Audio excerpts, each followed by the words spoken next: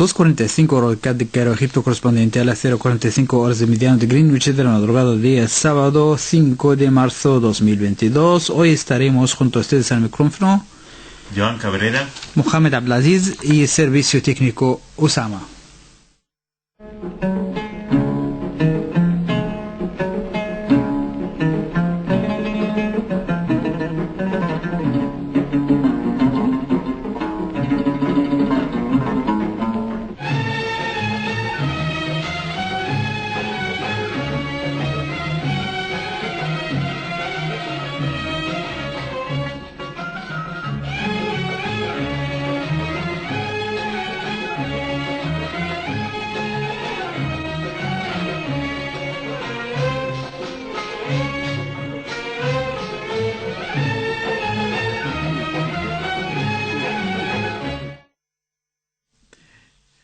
A continuación, amigos, les vamos a presentar nuestro programa en lengua castellana por la banda de 30 metros, frecuencias de 9.900 kHz, y pueden ponerse en contacto con nosotros vía nuestro correo postal Radio Cairo, programa español, apartado postal 566 Cairo, Egipto, o nuestro correo electrónico radiocairoespa@gmail.com. Además, tenemos nuestra página oficial de Facebook, Radio Cairo, entre comillas, programa en español. Y la programación que les hemos preparado para esta noche es la siguiente. Comenzamos a las 2:47 con música árabe, 2:48 titulares de noticias, 2:50 exegesis del Corán, 3 noticieros seguidos de comentario político, 3:15 prospectos del desarrollo, 3:20 música de América Latina, 3:25 sermón del viernes, 3:35 gira micrófono, 3:50 canción árabe, 3:55 resumen de noticias y 3:57 programación de mañana y cierre de emisión. Ahora pido a mi colega técnico Sama que nos programe la primera música árabe de esta noche.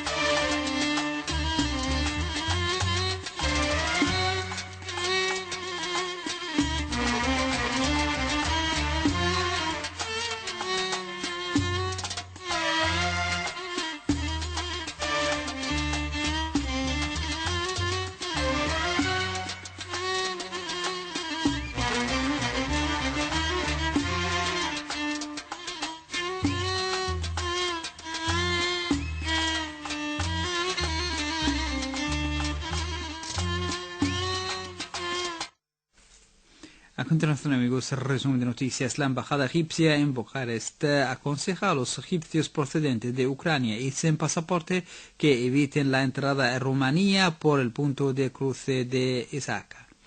Egipto denuncia enérgicamente el ataque terrorista en una mezquita en Peshawar, Pakistán. El principal funcionario de la OTAN para Libia insta a las facciones del país a abstenerse de la violencia y a acordar un marco para el futuro. Los países de la OTAN se niegan a vigilar una zona de exclusión aérea sobre Ucrania. El presidente ruso dice que su país está listo para las conversaciones con Ucrania. Amigos, les tenemos las noticias en detalle. A las 3 horas les dejo con una nueva edición de su programa semanal Versículos del Corán. Radio El Cairo presenta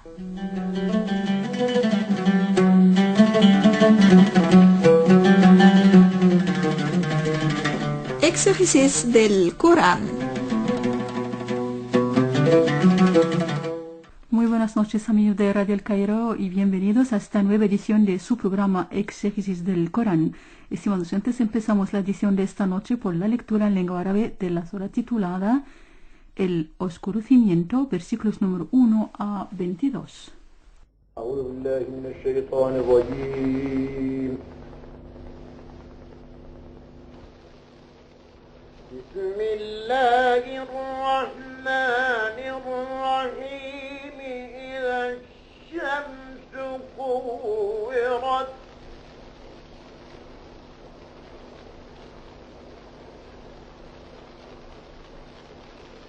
وإذا النجوم انكدرت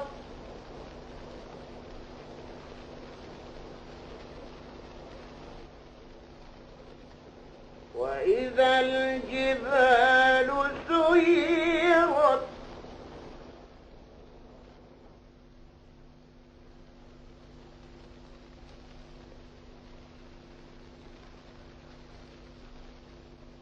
وإذا العشار عطلت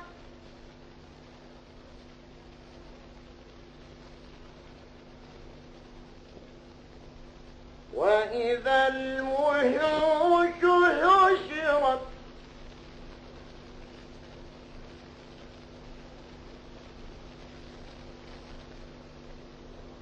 وإذا البحار سجرت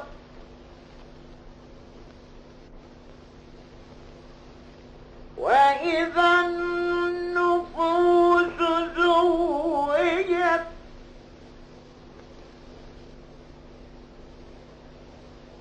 وإذا الموءودة سئلت بأي ذنب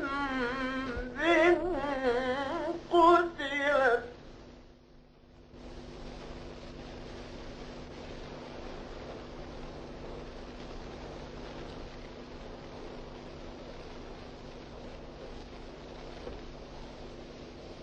وإذا الصحف نشرت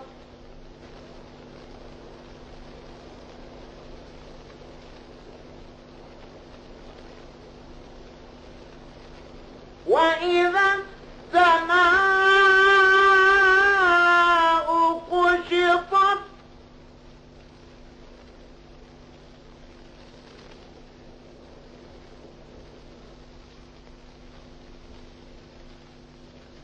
وإذا الجحيم سعرت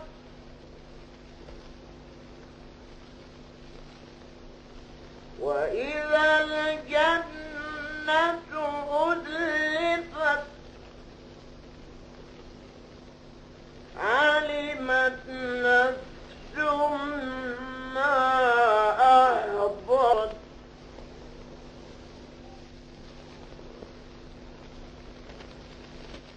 فلا أقسم بالخنس الجوار الكنس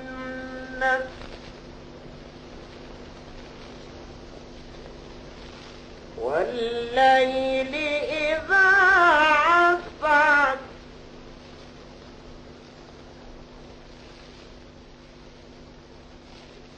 والصبح إذا تنفس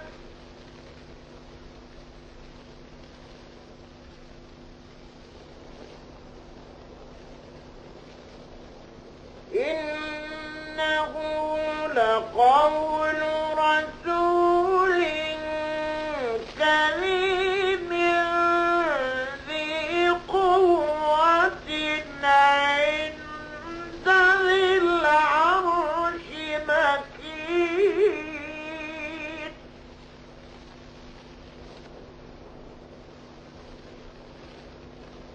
مطاع ثم أمين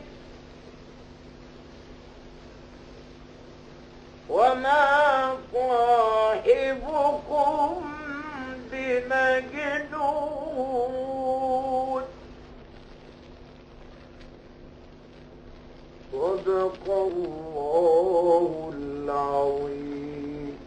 Sintonizan Radio El Cairo desde Egipto, Servicio Internacional. Estimados docentes, estamos presentando el programa Exégesis del Corán y acabamos de escuchar la lectura en lengua árabe de la sura titulada El Oscurecimiento, versículos número 1 al 22. Estimados docentes, el oscurecimiento es característica del Corán en sus primeras revelaciones. Los versículos son cortos, las palabras parecen resonar para impresionar a la sociedad de los gentiles. Esa sociedad estaba marcada por su espíritu de odio, extravío y tiranía. Todas las azoras y los versículos que evocan el juicio final presentan ese estilo vigoroso y las imágenes susceptibles de hacer comprender lo que será el fin del mundo. Los acontecimientos de ese día están presentados así en los primeros versículos. Cuando el sol se oscurezca, cuando los astros se empañen, cuando los montes se pongan en marcha, cuando las camellas de 10 meses sean abandonadas. Y siguen otras escenas descritas por los versículos. Cuando las fieras sean reunidas, cuando los mares entren en ebullición, cuando las almas se emparejen. Tales imágenes expresan la sabiduría divina que desea modificar el sistema del universo para reemplazarlo por otro. Los versículos evocan, tras la destrucción del universo y los días de vida en la tierra, la resurrección y el paraíso que espera a los piadosos, el infierno que espera a los impíos, cuando dice: cuando el cielo sea destapado, cuando el infierno sea atizado, cuando el paraíso sea acercado, toda alma sabrá lo que presenta. A continuación, los versículos evocan la profecía del profeta Muhammad sallallahu alaihi wasallam y confirma la autenticidad de su mensaje. Eso es ciertamente la palabra de un noble enviado que tiene un poder junto al dueño del trono, inamovible, obedecido y además seguro.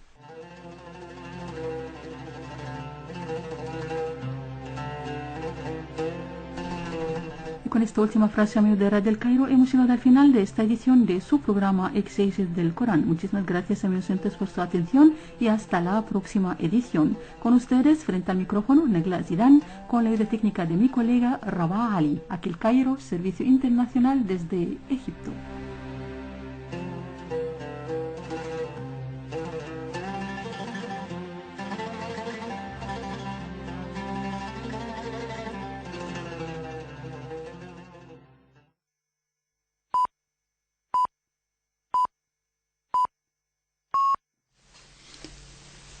De madrugada, hora local de Cairo, Egipto, correspondiente a la 1 hora universal. Tiempo de dar lectura a las noticias.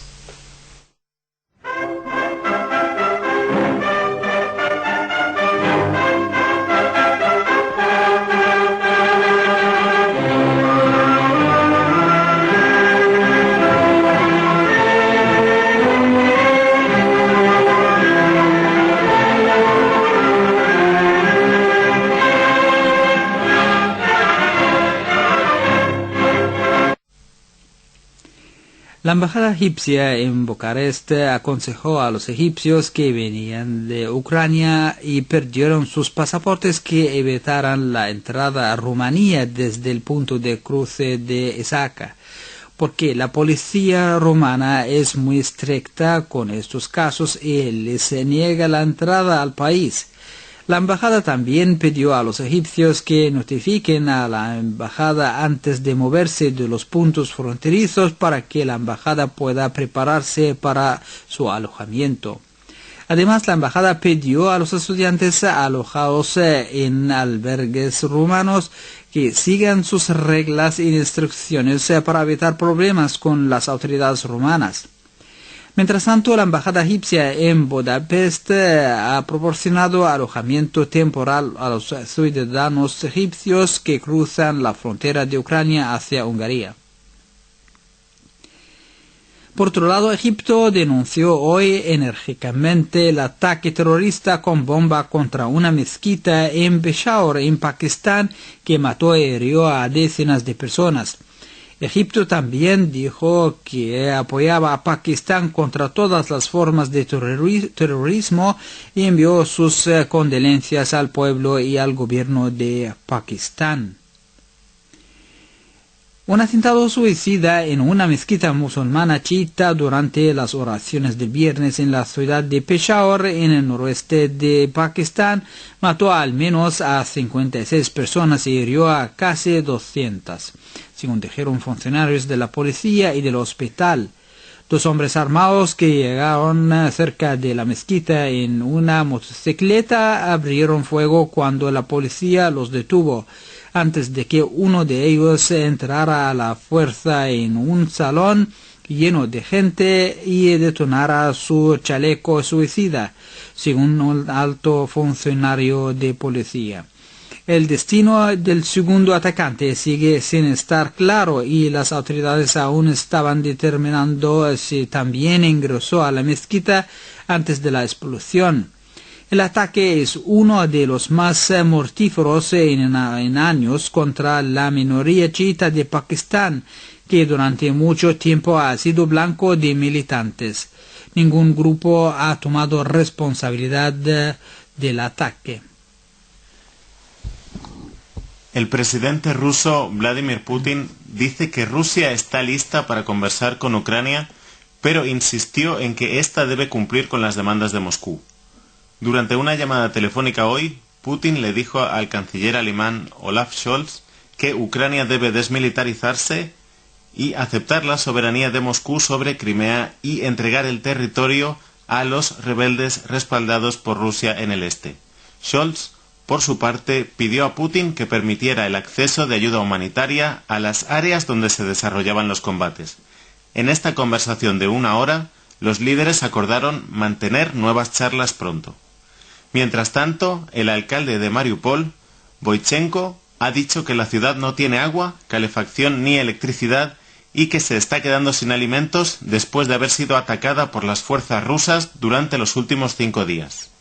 En un mensaje de televisión, ha pedido ayuda militar y ha dicho que se debe crear un corredor humanitario para evacuar a los civiles de esta ciudad portuaria del suroeste. La Guardia Costera de Grecia dijo hoy que ha impedido que 5 barcos que transportaban a más de 120 personas en total entraran ilegalmente en aguas griegas en el este del mar Egeo desde Turquía. Un comunicado de la Guardia Costera dijo que los botes patrulleros de la agencia fronteriza Frontex de la Unión Europea ayudaron en la operación y que ninguno de los botes de migrantes pudo llegar a aguas griegas. Los barcos de la Guardia Costera turca finalmente llegaron al lugar situado frente a la isla de Kos y recogieron a los migrantes. Según un acuerdo de 2016 con la Unión Europea, Turquía, el histórico rival regional de Grecia, se comprometió a limitar el flujo de migrantes que intenta llegar a las costas griegas. Sin embargo, miles de personas aún se arriesgan cada año a realizar la travesía, a menudo peligrosa, utilizando pequeñas embarcaciones no aptas para navegar y proporcionadas por redes de contrabandistas. Los accidentes mortales son frecuentes. El principal funcionario de la ONU para Libia instó hoy a las facciones divididas del país a abstenerse del uso de la violencia y a acordar un marco de entendimiento para el futuro. Libia se está separando nuevamente, con 2 gobiernos rivales reclamando el poder después de que se hayan dado pasos tentativos hacia la unidad en el último año, tras una década de guerra civil. Stephanie Williams, asesora especial de la ONU sobre Libia, invitó a los legisladores a nombrar a 12 miembros que formen un comité que trabajará para superar el estancamiento político. Williams también ha dicho que los libios necesitan llegar a un acuerdo consensuado sobre el camino hacia adelante que van a seguir, el cual debe priorizar la unidad y la estabilidad del país, añadiendo que la solución a la crisis de Libia no pasa por formar administraciones rivales ni transiciones perennes. Según Williams, una vez que los legisladores designen un comité, este se reunirá el 15 de marzo bajo los auspicios de la ONU durante 2 semanas para trabajar en un marco constitucional para las elecciones. El ministro de Relaciones Exteriores de Irán, Hossein Amir-Abdollahian, dijo hoy que la necesidad de Occidente de llegar a un acuerdo nuclear no puede impedir el cumplimiento de las líneas rojas de Irán, incluidas las garantías económicas. Las negociaciones sobre la reactivación del acuerdo nuclear con Irán de 2015 parecen estar cerca de llegar a buen término, dada la inminente reunión entre los ministerios de ambos países que se va a producir. Una reunión satisfactoria, según el ministro, requerirá que se cumplan las líneas rojas de Irán. Jalina Porter, portavoz del Departamento de Estado de Estados Unidos, dijo que un posible acuerdo estaba cerca, pero advirtió que quedaban problemas sin resolver. Nuestra delegación, dijo, continuará trabajando arduamente para llegar a un acuerdo final y bueno. Fueron las palabras del ministro al hablar con el máximo diplomático de la Unión Europea, Josep Borrell, por teléfono. Las fuerzas de invasión rusas se apoderaron hoy de la planta de energía nuclear más grande de Europa, en lo que Washington calificó como un asalto imprudente que pudo haber provocado una catástrofe. Aunque se consiguió extinguir un incendio en un edificio de entrenamiento y las autoridades han dicho que la instalación se encuentra ahora a salvo. La Embajada de Estados Unidos en Ucrania calificó el asalto ruso a la planta como un crimen de guerra, y el portavoz del Pentágono, John Kirby, dijo que ello mostraba cuán imprudente ha sido la invasión rusa. También hoy, Rusia ha cerrado las emisoras extranjeras, incluidas la BBC y Voice of America. Por su parte, las principales emisoras rusas independientes fueron también cerradas ayer.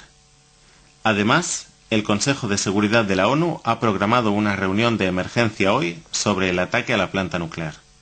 Los países de la OTAN se negaron hoy a establecer una zona de exclusión aérea sobre Ucrania, advirtiendo que tal medida podría provocar una guerra generalizada en Europa con Rusia, que es una potencia nuclear, ha dicho el principal funcionario civil de la organización. Al hablar después de presidir una reunión con el secretario de Estado de Estados Unidos, Antony Blinken, y sus homólogos, el secretario general de la OTAN, Stoltenberg, ha reconocido el sufrimiento del pueblo ucraniano mientras Rusia aumenta el uso de su gran potencia de fuego, bombardeando ciudades y otros sitios, y obligando a más de 1 millón de personas a salir del país. Stoltenberg dijo que la única forma de implementar una zona de exclusión aérea es enviar aviones de combate de la OTAN al espacio aéreo ucraniano y luego imponer esa zona de exclusión derribando aviones rusos. El presidente de Ucrania, Zelensky, ha pedido a Occidente que imponga una zona de exclusión aérea sobre su país, más recientemente después de un incendio durante la noche en una de las plantas nucleares de Ucrania, la más grande de Europa. De esta forma ya hemos llegado al final de nuestro boletín de noticias de esta noche. A continuación, amigos, les tenemos comentario político, pero después de este corto intervalo musical.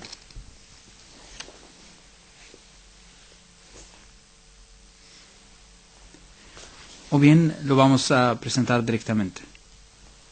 El canciller alemán Olaf Scholz ha dicho que Alemania está destinando 100.000 millones de euros a un fondo especial para sus fuerzas armadas, elevando así su gasto en defensa por encima del 2% del PIB. En una sesión especial del Bundestag en Berlín, recientemente celebrada, Scholz dijo que está claro que necesitamos invertir significativamente más en la seguridad de nuestro país para proteger nuestra libertad y nuestra democracia. La medida es importante para Alemania, que ha sido criticada por Estados Unidos y otros aliados de la OTAN por no invertir adecuadamente en su presupuesto de defensa. El anuncio de Scholz, que se produjo recientemente durante una sesión especial del Bundestag de Alemania, fue el último de una serie de cambios importantes en la política de seguridad y defensa alemana en respuesta a la invasión rusa de Ucrania. El gobierno alemán anunció que continuaría enviando armas y otros suministros directamente a Ucrania, que lucha para evitar que Rusia invada su capital. Observadores y analistas en política de defensa creen que el inicio del ataque ruso a Ucrania tuvo un claro impacto en los decisores de Berlín, quienes pusieron sobre la mesa las carencias de las Fuerzas Armadas alemanas, tanto con respecto a la preparación para el combate de las unidades militares alemanas, como con respecto a los recursos financieros y logísticos disponibles de estas unidades. Esta carencia se hizo también evidente con la escasa contribución por parte de Berlín en el fortalecimiento de las defensas de la OTAN en Europa del Este, y la incapacidad del gobierno alemán para brindar ayuda militar cualitativa y efectiva al ejército ucraniano en su reciente crisis, según los observadores. El número de fuerzas del ejército alemán se estima en alrededor de 185.000 efectivos, 100 reservas, y se divide en 5 divisiones de combate. Según la calificación Global Firepower de los ejércitos más poderosos del mundo, el ejército alemán ocupa el puesto 16 de los 140 ejércitos incluidos en tal clasificación. El director de Asuntos de la Unión Europea del Grupo de la Crisis Internacional, Josep Fama, califica de revolucionaria la decisión del canciller alemán.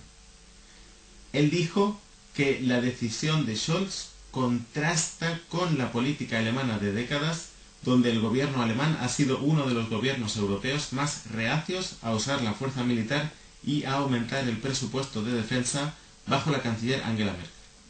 Por su parte, Mohamed Mansour, investigador del Centro Egipcio de Estudios Estratégicos, cree que son muchas las razones que llevaron al canciller alemán a ignorar el rechazo de algunos partidos alemanes que participan en la troika de gobierno, con respecto al tema de elevar el porcentaje dedicado a la defensa. Además de estas razones, está el creciente sentimiento interno en el país de que hay grandes problemas con las capacidades de las Fuerzas Armadas, y esta situación, en general, ha provocado reacciones airadas dentro de las Fuerzas Armadas alemanas.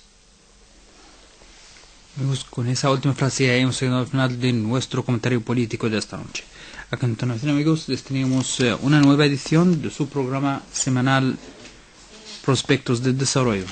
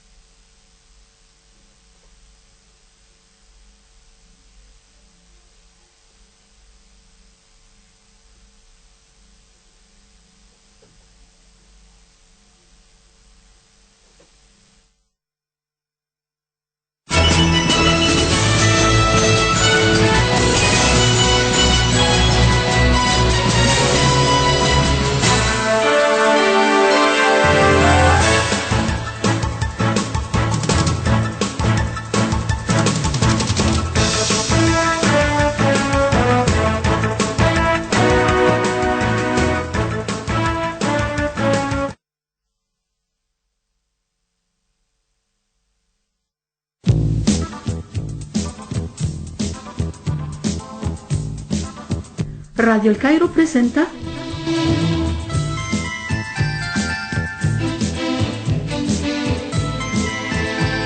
Prospectos del Desarrollo.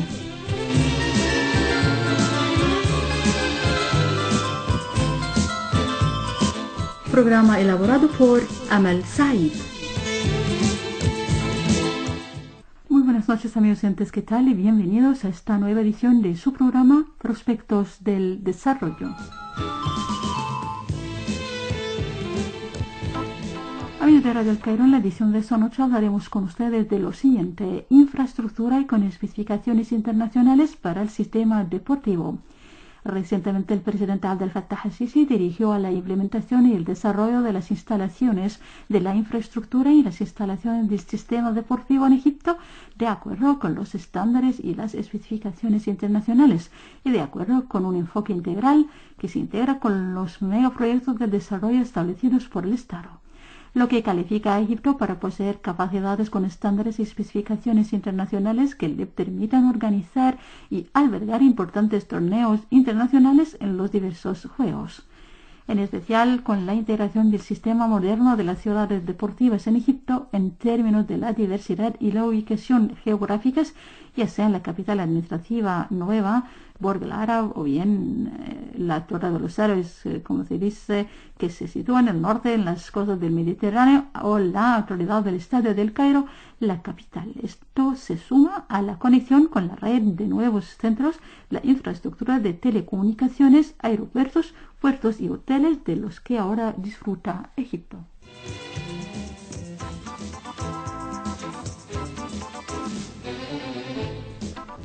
Esto se produjo durante la reunión del presidente con Dr. Mustafa Madbouli, primer ministro, y el Dr. Hala Al-Said, ministra de Planificación y Desarrollo Económico, Dr. Mohammad Maid, ministro de Finanzas, el Dr. Ashraf Sobhi, ministro de Jóvenes y Deportes, y Mayor General Ihab Al-Far, jefe de la Autoridad de Ingeniería de las Fuerzas Armadas.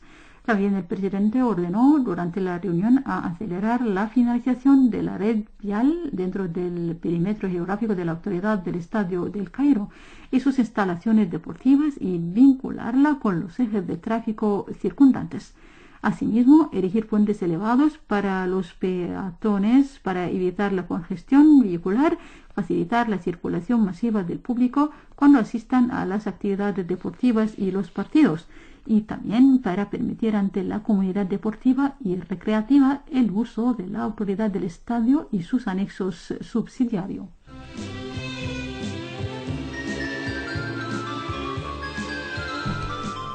Sintonizan Radio El Cairo desde Egipto, Servicio Internacional. Estimados oyentes, estamos presentando el programa Prospectos del Desarrollo.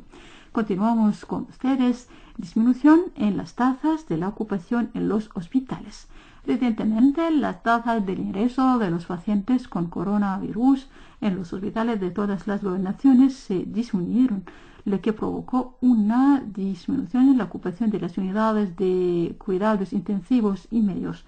Dr. Khaled Abdelghafar, ministro de Enseñanza Superior, Investigación Científica y ministro de Sanidad y Población en funciones, sostuvo una reunión con sus asistentes y líderes del Ministerio de Salud.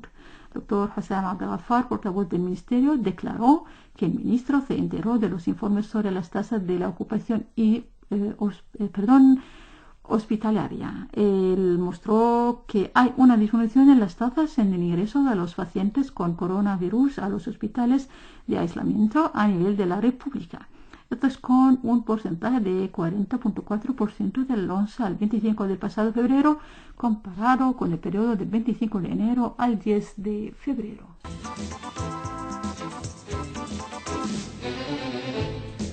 Y con esta última frase, amigos de Radio El Cairo, hemos llegado al final de esta edición de su programa Prospectos del Desarrollo. Muchas gracias y hasta la próxima semana. Con ustedes, frente al micrófono, Nagla Zidane, con la ayuda técnica de mi colega Rabah Ali, aquí El Cairo, Servicio Internacional desde Egipto.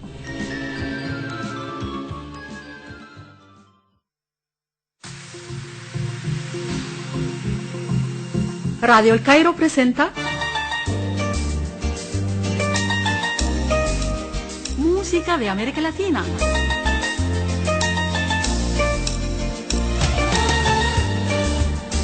Programa elaborado por Nesma Subeh.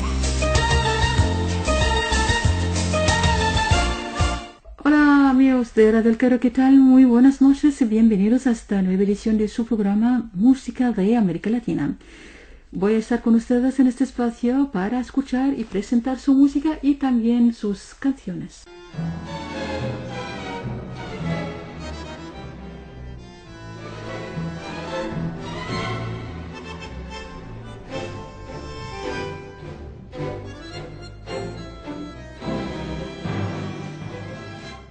Amigas y amigos de Radio El Cairo, Eugenia apareció el 14 de octubre de 2011 en la inauguración de los Juegos Panamericanos Guadalajara 2011. Cabe mencionar que nuestra artista, nacida en 1957 en Estado de México, ingresa al Colegio de Ciencias y Humanidades de Naucalpan. Y ahora, mis oyentes, les invito a escuchar a una bonita canción interpretada por Eugenia León.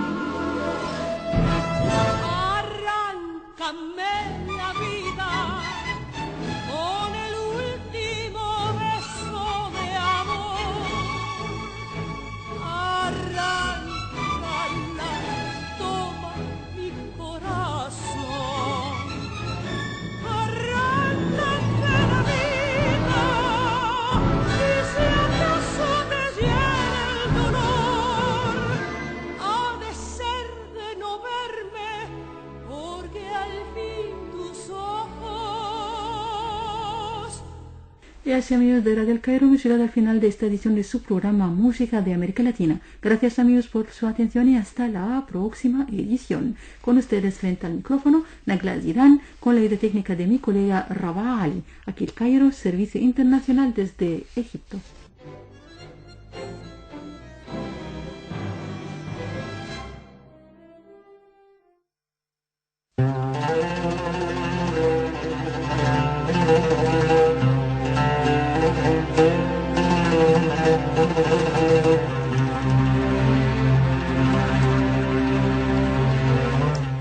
Radio Cairo presenta Sermón del Viernes.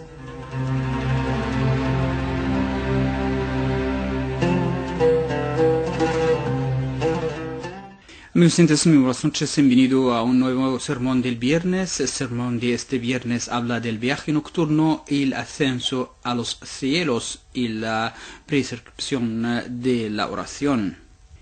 Todas las alabanzas pertenecen a Allah, Señor de los mundos, quien dice en el noble Corán: cumplan con la oración, paguen el asaque y prosternense con los que se prosternan adorando a Dios. Corán al-Sura 2, versículo 43.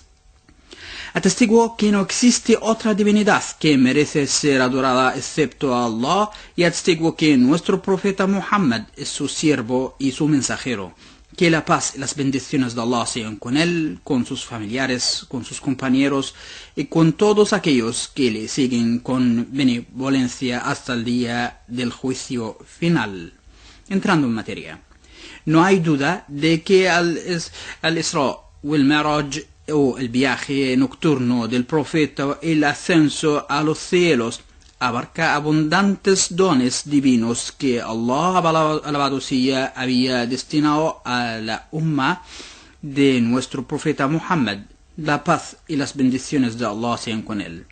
Pero la prescripción de la oración en esta noche representa la bendición más grande y el regalo divino más hermoso, porque es el vínculo que une a los siervos a su Señor, glorificado sea. Al respecto, el profeta, la paz y las bendiciones de Allah sean con él, dijo: Allah, alabado sea, me ha prescrito 50 oraciones diarias. Luego volví y pasé por Moisés, la paz sea con él, así que me preguntó: ¿qué te ha prescrito tu Señor? Le respondió, respondí, me mandó rezar 50 oraciones diariamente. Me dijo: tu umma no podrá aguantar 50 oraciones diarias por Allah. Experimenté la capacidad de la gente antes de ti. Traté con ello lo máximo. Así que vuelve a tu Señor y pídele reducirla para el alivio de tu umma.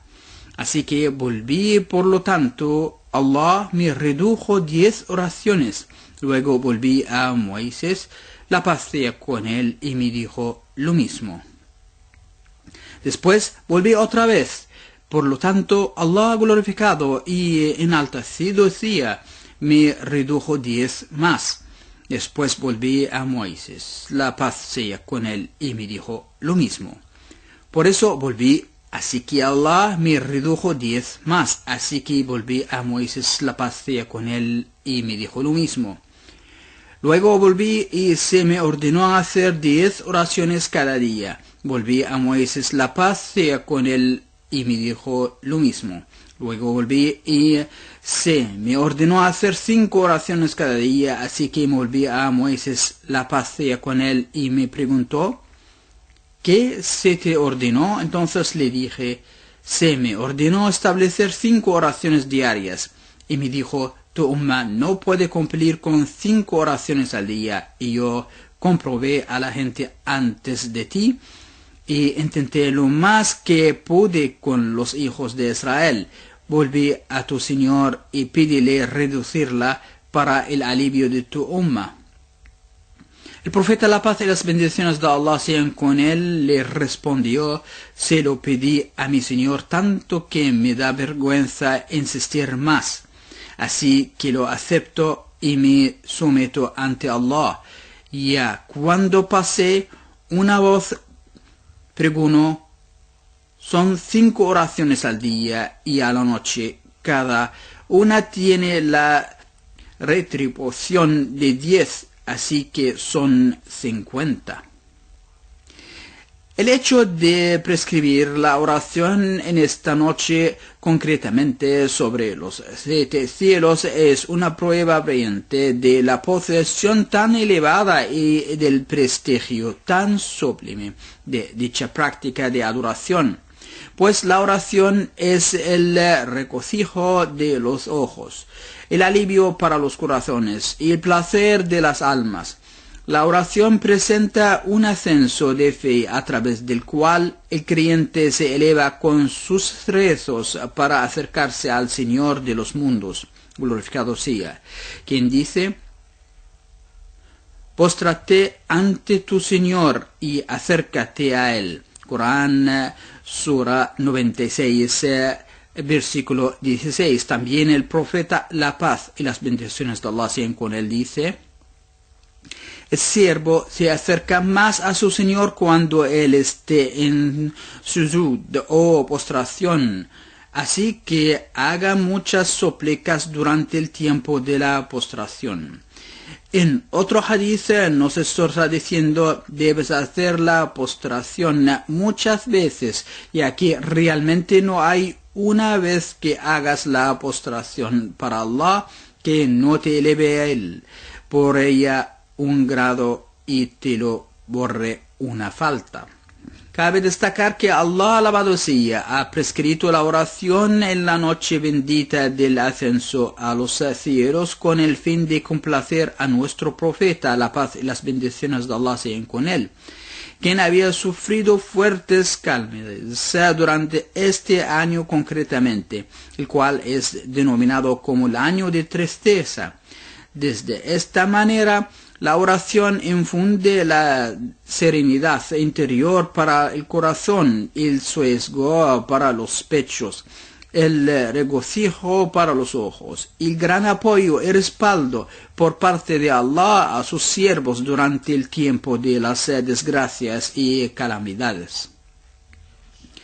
Refiriéndose a esto, Allah, alabado sea, dice: sé que te apenas por cuanto dicen, pero glorifica con alabanzas a tu Señor y cuéntate entre quienes se protestan en oración para aliviar su angustia, y adora a tu Señor hasta que te llegue la certeza. Corán, Al-Sura 15, versículo 97. También dice en otra alaya: busquen socorro en la paciencia y la oración. El cumplimiento de la oración es difícil, excepto para los que se someten humildemente a Dios. Corán, Al-Sura 2, versículo 45.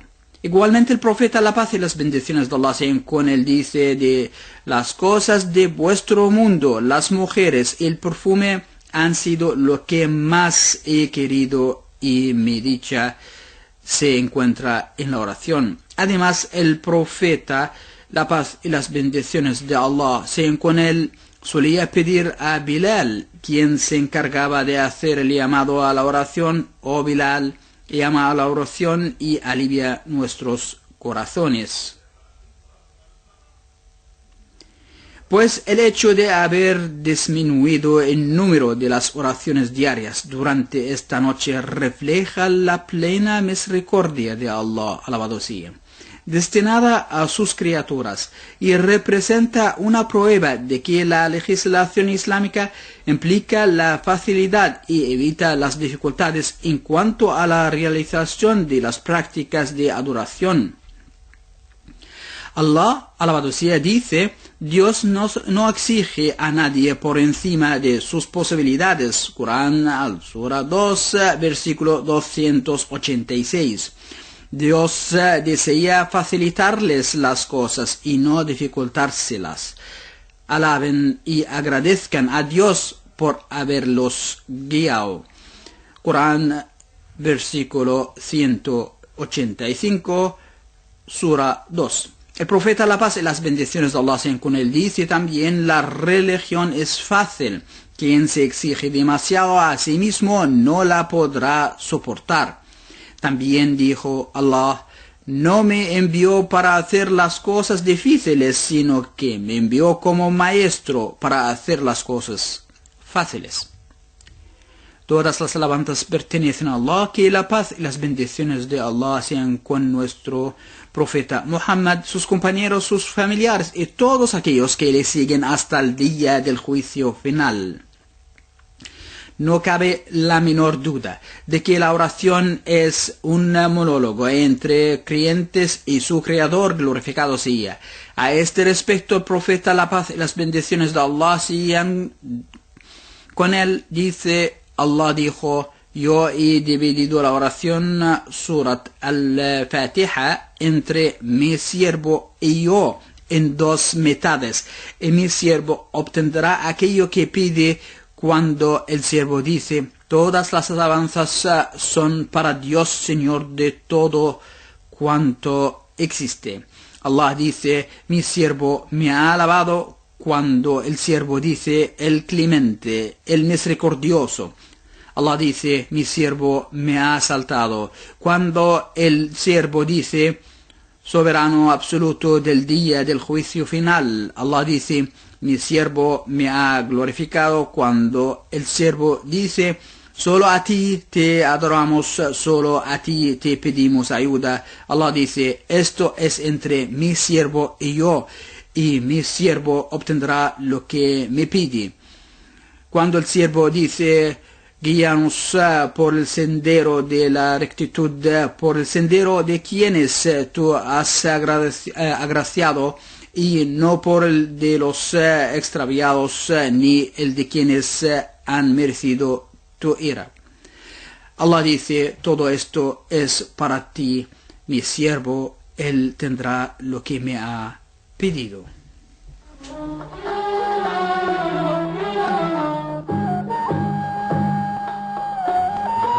Hasta aquí, amigos oyentes, llegamos al final de nuestro sermón del viernes. Aquí Cairo, Servicio Internacional desde Egipto.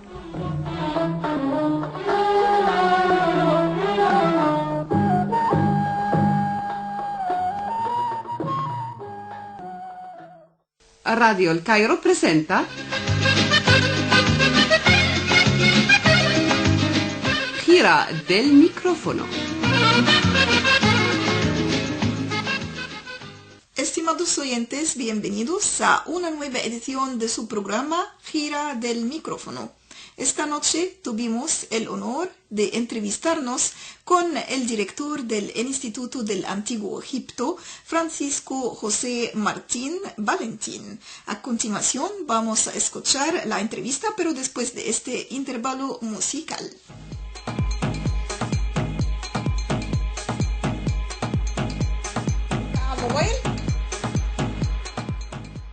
Bienvenido, señor Francisco, a nuestro programa. Gracias por aceptar la entrevista y primero quería saber de dónde partió su interés por la egiptología. ¿Cómo empezó mi interés por la egiptología? Bueno, realmente la egiptología apareció en mi vida cuando yo era un niño. Me sentí muy atraído desde siempre por el país de Egipto. Más tarde hice mis estudios de historia y hice mi doctorado en egiptología en la Universidad Complutense, en religión egipcia antigua, y desde entonces pues no he dejado de trabajar en esta profesión. Para que la gente lo sepa, ¿en qué consiste la egiptología o qué es verdaderamente su trabajo? Es muy importante porque permite estudiar y descubrir muchos datos del mundo de los antiguos faraones, porque todo lo que sucedió en Egipto hace miles de años nos concierne a todas las personas que vivimos en el Mediterráneo específicamente, pero la cultura occidental, y es patrimonio de la humanidad. Por tanto, la egiptología es una ciencia muy importante para descubrir cómo pensaban, cómo creían y cómo vivían los antiguos egipcios. Dentro de este proceso, ¿cómo está su día a día? ¿O cómo es el día a día de un egiptólogo en un yacimiento? cuanto al día a día de las excavaciones, pues es duro, porque el trabajo en el campo es un trabajo duro. Siempre hay que tener en cuenta que normalmente hace bastante calor, por tanto nos levantamos como a las 5 de la mañana y a las 6 tenemos que estar en el yacimiento, y allí se despliega el equipo, unos para restaurar, otros para procesar y llevar los controles de los almacenes, otros para restaurar. Estamos allí hasta la 1 de la tarde del mediodía, desayunamos como a las 10:30 y el trabajo es muy intenso, ya digo, y a veces bajo un calor bastante sofocante. Pero merece la pena porque en definitiva pues se está haciendo una labor que es única y que muy pocas personas tienen la oportunidad de poder llevar a cabo. Para nosotros es un honor el poder cooperar con las autoridades egipcias y cooperar con Egipto para salvaguardar y proteger su patrimonio, porque esta es una de las fundamentales razones por las que estamos trabajando en esta tumba. Nos gustaría, eso sí, pues que se comprendiera bien por todo el mundo el gran esfuerzo que hacemos nosotros y que hacen otras misiones extranjeras para poder ir a Egipto a ayudar y cooperar con las autoridades egipcias para la salvaguarda de este patrimonio que ya no solo es egipcio, sino que es universal. ¿En qué proyectos está trabajando actualmente? Estamos trabajando en el proyecto Visir Amenhotep-Hui, lo repito, en la tumba número 28 de las Asif, en Deir el-Bahari, en Luxor. Pero antes el Instituto de Estudios del Antiguo Egipto estuvo trabajando en la tumba número 353, tumba tebana 353, junto a Deir el-Bahari, que perteneció a Senenmut, el arquitecto de la reina Hatshepsut. El proyecto que llevamos ahora vigente es un proyecto muy importante porque son más de 1000 metros cuadrados de tumba, con una cantidad de hallazgos enormes, muy importantes. Esta tumba pertenece al periodo de Ajenatón, de Amenhotep III y Ajenatón, por tanto es muy importante, y en ella hemos realizado muchísimos descubrimientos. En cuanto al proyecto actual, es muy importante porque se desarrolla en una de las tumbas más importantes de la necrópolis tebana. Es un yacimiento que tiene 1000 metros cuadrados entre el corredor, el patio y la capilla. La capilla estaba decorada con 30 columnas que hoy estamos reconstruyendo porque estaban todas destruidas, y es una tumba de unas dimensiones enormes, ya digo, es muy grande, ¿no? El proyecto se divide en dos partes netas. Uno es efectivamente la excavación de la tumba del Visir y de las tumbas que hemos descubierto en el corredor y en el patio de esta tumba, hasta 11 tumbas secundarias, pero también es muy importante la restauración, porque estamos reconstruyendo las columnas y los relieves de la capilla del Visir, que tiene una superficie de unos 400 metros cuadrados y es uno de los monumentos más importantes de la necrópolis tebana. Entonces el proyecto es uno, yo creo, de los más importantes que hay ahora mismo allí en Tebas. De los descubrimientos en los que ha participado, ¿cuál es el que le ha resultado más importante?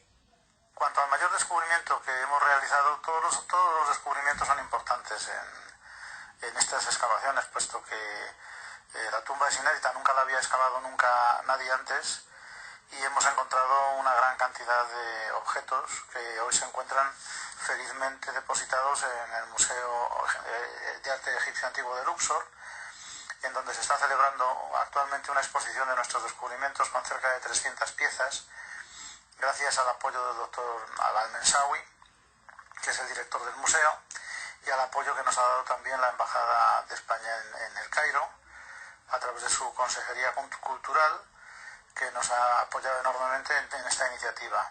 La exposición estará desplegada durante este año y la pueden visitar cualquiera que quiera visitar el museo en Luxor. Estará allí expuesta para mostrar los trabajos y los hallazgos hechos por la misión española del Instituto de Estudios del Antiguo Egipto, dirigido por mí y por Teresa Bedman. ¿Qué consejos le darías a los estudiantes de egiptología? A los estudiantes de egiptología yo les sugerencias en el más allá.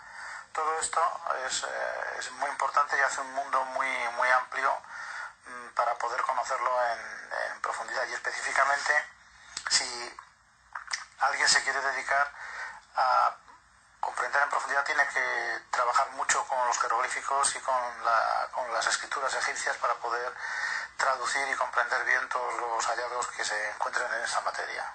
Muchas gracias, señor Francisco, por su valiosa información y gracias por aceptar nuestra entrevista. Bueno, Seinab, muchas gracias por la entrevista y un saludo desde Madrid.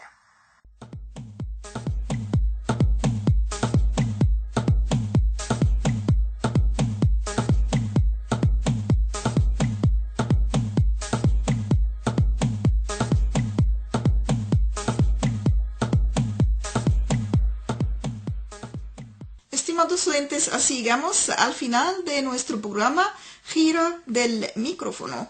Estaban con ustedes ante el micrófono Zainab Azab y por la parte técnica Dalia Mekkawi. Hasta la próxima edición.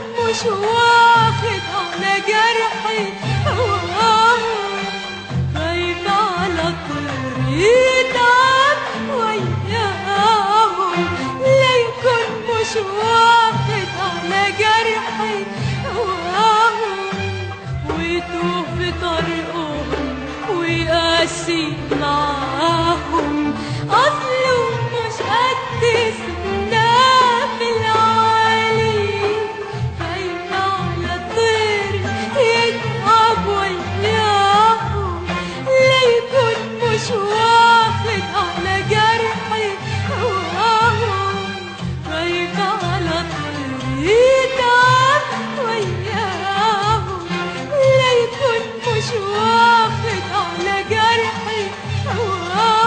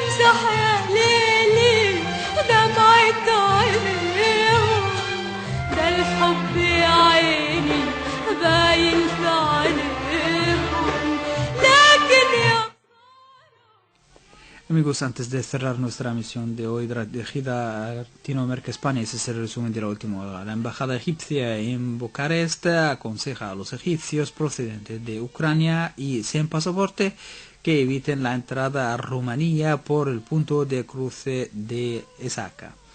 Egipto denuncia enérgicamente el atentado terrorista en una mezquita en Peshawar, Pakistán. El principal funcionario de las Naciones Unidas para Libia insta a las facciones del país a abstenerse de la violencia y acordar un marco para el futuro. Los países de la OTAN se niegan a vigilar una zona de exclusión aérea sobre Ucrania.